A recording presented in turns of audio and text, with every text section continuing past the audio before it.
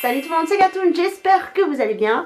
On se retrouve pour le bilan blabla du mois de novembre 2024. Déjà, parlons météo, on est loin des mois de novembre catastrophiques sous la pluie. Non, on va dire que cette année, la pluie, on l'a eu pendant pas mal de semaines, malheureusement. Et là, ce mois de novembre, bonne surprise, il n'a pas plu, très peu. Et il a fait plutôt beau et doux, un peu froid, mais bon, on s'approche de l'hiver, ce qui est normal. Et avec du brouillard. Et les feuilles sont tombées. Voilà, l'automne quoi. Alors je sais qu'il y a beaucoup de gens qui n'aiment pas. Mais moi j'aime. Voilà, moi novembre c'est un mois très compliqué. Donc j'ai besoin de choses qui me rendent heureuse. Et c'est vrai que, bah là ça va. Voilà. Et le fait qu'on perde de la lumière du jour et tout, c'est assez pathétique. Hein. Je vous avoue que moi je suis quelqu'un qui aime la lumière. Pas forcément le soleil, mais avoir le jour. Et quand la nuit tombe à 5h30, oh. Bref, on va attaquer par la lecture du mois. Donc ce mois-ci j'ai lu La femme de ménage de Freda McFadden.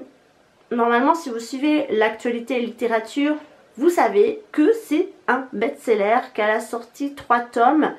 Et pour votre grand plaisir, je vais lire les 3 tomes. D'ailleurs, j'en ai lu déjà 2 au moment où je vous filme cette vidéo. Et je suis en cours sur le 3e. Bon, alors, j'aime bien lire les best-sellers et comprendre pourquoi ce sont des best-sellers. Et là, je valide le best-seller en fait. Donc c'est l'histoire de Millie. Ça se passe aux États-Unis, précisément New York et ses environs. Millie qui s'appelle en vrai Wilhelmina. Ouais, c'est un truc dans ce style-là.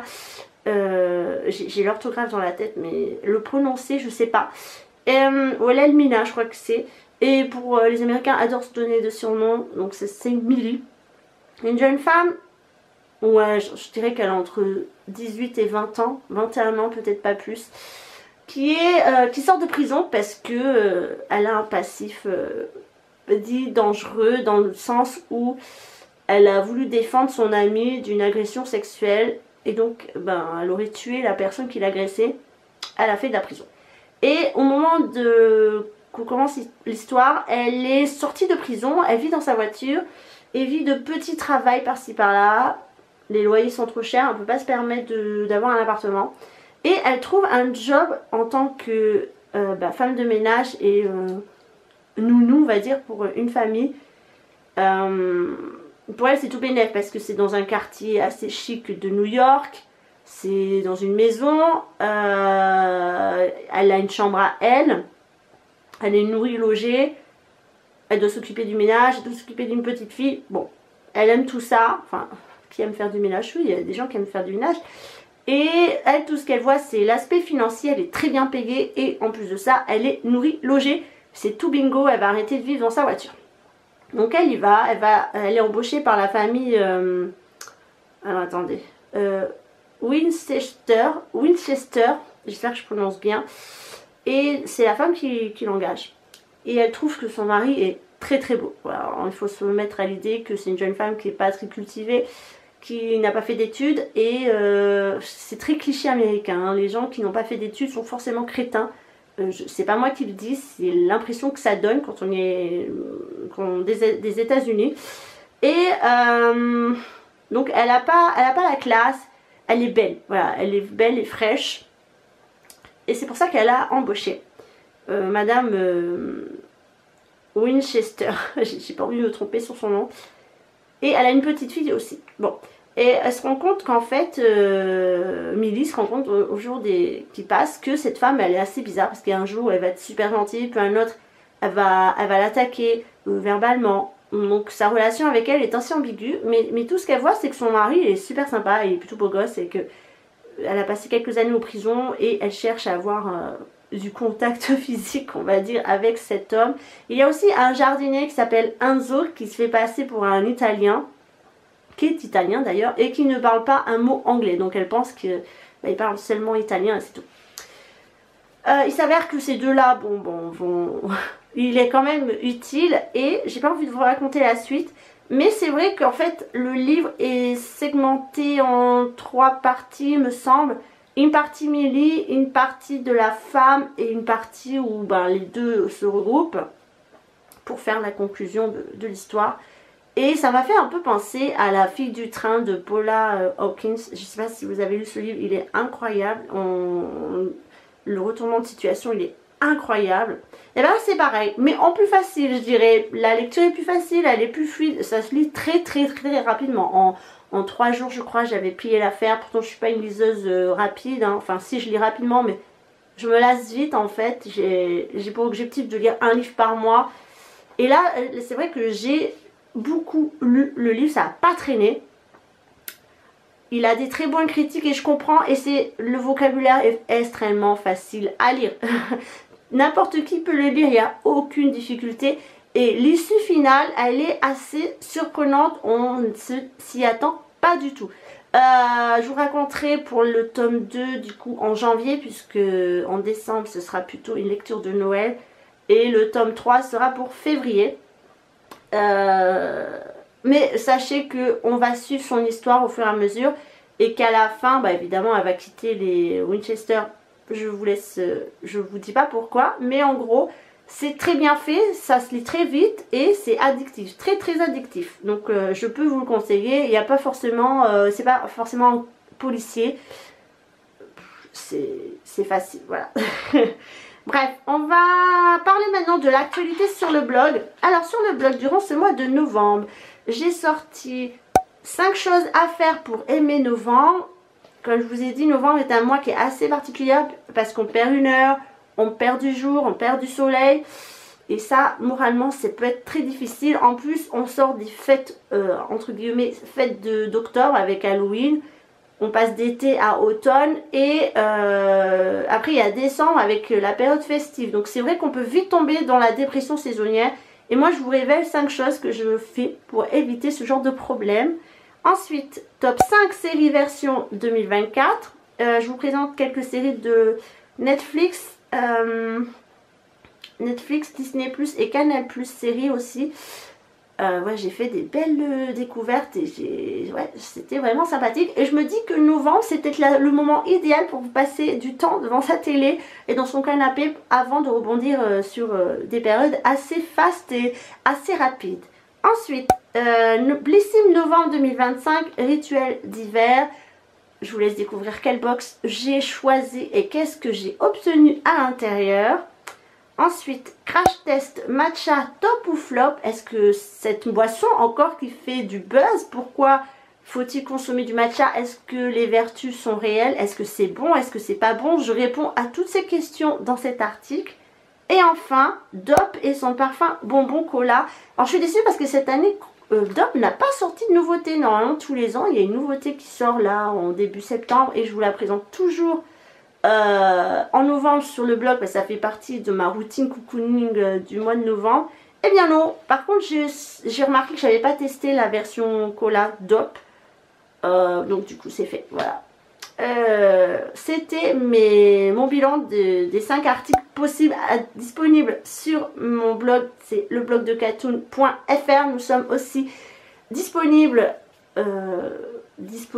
et voilà, disponible sur Instagram, donc c'est le blog de Catoon, le tiré du bas blog tiré du bas tiré du bas Catoon.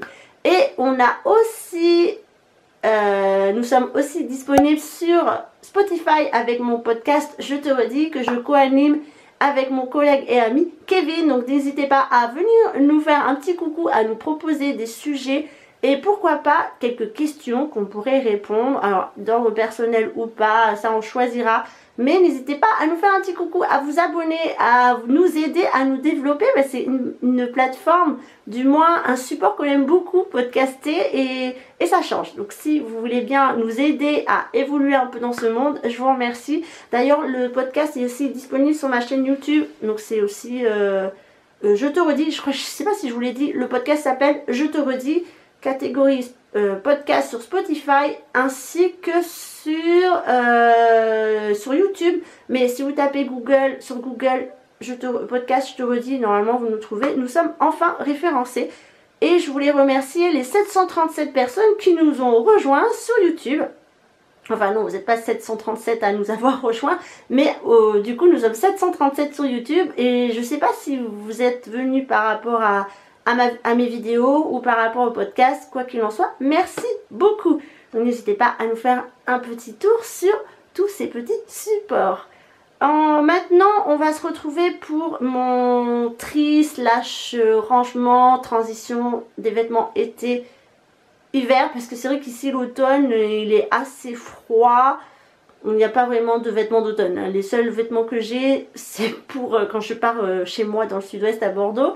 Mais ici, les vêtements d'été, enfin je veux dire les vêtements printemps et les vêtements d'automne, j'en porte pas parce que on bascule vite de l'été à l'hiver et ce sont généralement des longues périodes de froid. Bon, ne vous inquiétez pas, j'habite pas au pôle Nord, j'habite en Normandie, donc tout au nord de la France. Donc je vous laisse avec cette partie et on se retrouve tout à l'heure pour conclure tout ça. Nous sommes dans ma chambre. La mission là, c'est de m'occuper de mon armoire slash dressing pour faire quelque chose de contemporain. Enlever tous mes vêtements printemps-été, automne, pour faire la rotation automne-hiver. Vivant en Normandie centre, l'automne il n'y en a pas beaucoup, donc j'ai pas beaucoup de vêtements d'automne on va dire. Mais ma mission c'est de retirer tout ça. J'ai tout mis sur le lit au préalable. J'ai poussé mon lit, j'ai fait le ménage. D'ailleurs ça c'est trop bien, c'est une spatule pour aller sous les meubles.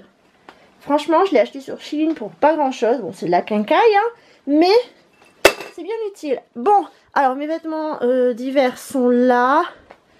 J'ai un peu regroupé là-bas les vêtements d'été. J'en ai encore quelques-uns. J'ai sorti mes vêtements d'octobre-novembre ici. Et bien c'est parti. J'espère que je vais mettre moins d'1 heure parce que je suis pas la pro du rangement. Oui, c'est Britney Spears. Quand vous faites ce genre de truc, je vous conseille fortement de bien vous mettre dans des tenues, comment dire, de maison souple et pour être plus à l'aise. Alors, normalement, j'ai pas de tri à faire puisque le tri, je le fais en fin de saison. Ce que je mets pas, je dégage. Ça devrait aller assez vite, mais moi et le rangement, c'est pas trop mon truc, comme je viens de vous le dire. Alors, moins d'1 heure, je croise les doigts. Il faut que je sois efficace et je perds pas mon temps, tout simplement. Bref, je vous mets sur trépied et puis c'est parti. Ne vous inquiétez pas, vous serez en accéléré.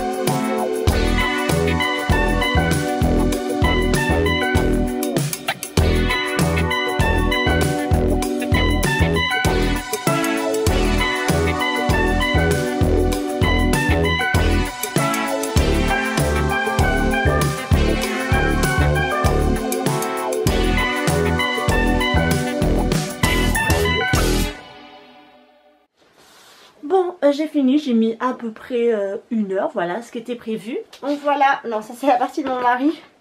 Voilà un peu ce que j'ai fait côté étagère. Et...